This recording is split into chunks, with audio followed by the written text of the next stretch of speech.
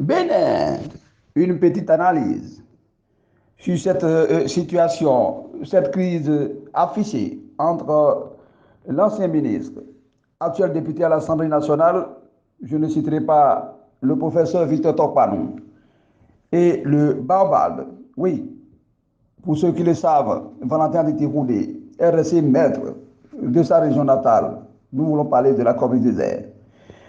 Alors, au regard des différents propos que nous avons entendus, nous avons lus dans la presse, nous pensons que pour ce rang de gens politiques, de hauts responsables en matière politique, on devrait habiller un peu les mots. Je n'ai pas compris, personnellement, pourquoi il faut rappeler la hiérarchie protocolaire à Valentin Aditi Koundé, qui, comme je l'ai dit à l'entame, bien entendu, est un, est un grenier électoral, pour ne pas me répéter. Les propos de Tokpanou à l'encontre, bien entendu, de Koundé Valentin, à notre entendement, est un manque de respect au palmarès au politique de ce baobab. Excusez la tautologie. Nous avons suivi le professeur Tokpanou qui a rappelé, oui, qu'actuellement c'est lui qui est donc le député. Il a rappelé le protocole, il a rappelé beaucoup de choses.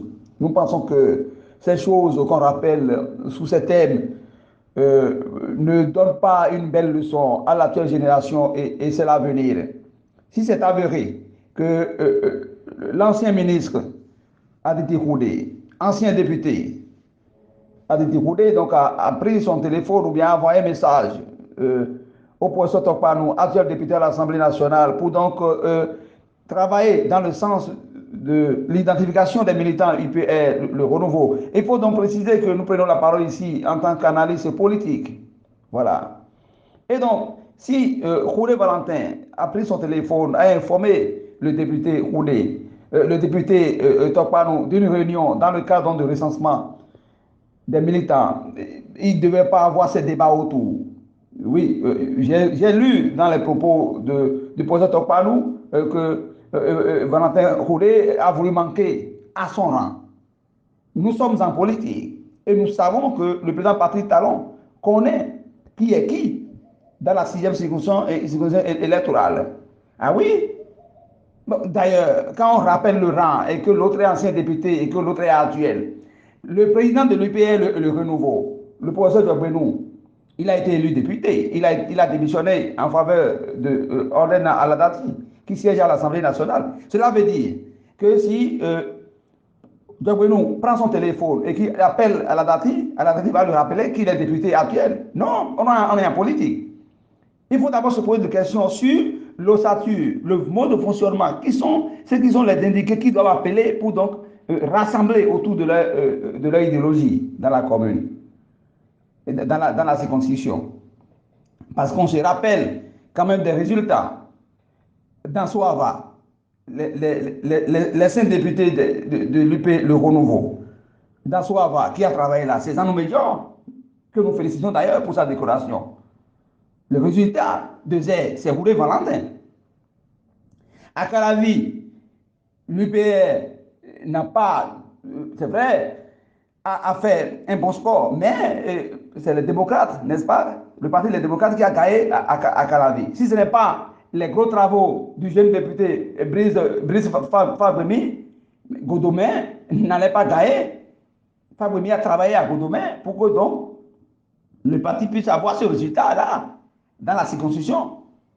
Si Victor Tokpanou, qui se réclame de Calavi Centre, mis à part d'ailleurs son village Kansoupa, où il faut reconnaître qu'il a gagné dans son village, mais à Calavi, il a fait quelques résultats. À Tokpa-Zungo, qui se dit son second fief, le blanc républicain l'a battu à Tokpa-Zungo. Le jeune Agosso Crescent a battu Victor Tokpanou là. Et donc, quand on regarde les résultats, Koundé Valentin qui choisit, alors, en tant que grand militant de ce parti-là, donc d'identifier, recenser les militants et donc prendre son téléphone, informe le député, même si c'est pour l'inviter à une réunion, les débats protocolaires ne doivent pas agiter l'opinion. Voyez-vous, il faut apprendre à suivre les pas de Patrick Talon, qui est un homme posé. Je dois être votre jeune frère. Oui, Topano Victor m'a fait droit constitutionnel à l'université, à la FADESP.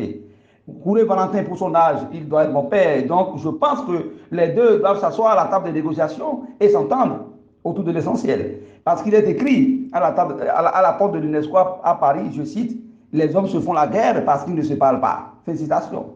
Et quitte à Nelson Mandela de renchérir en écrivant, dialoguer avec son ennemi et pour en faire un ami.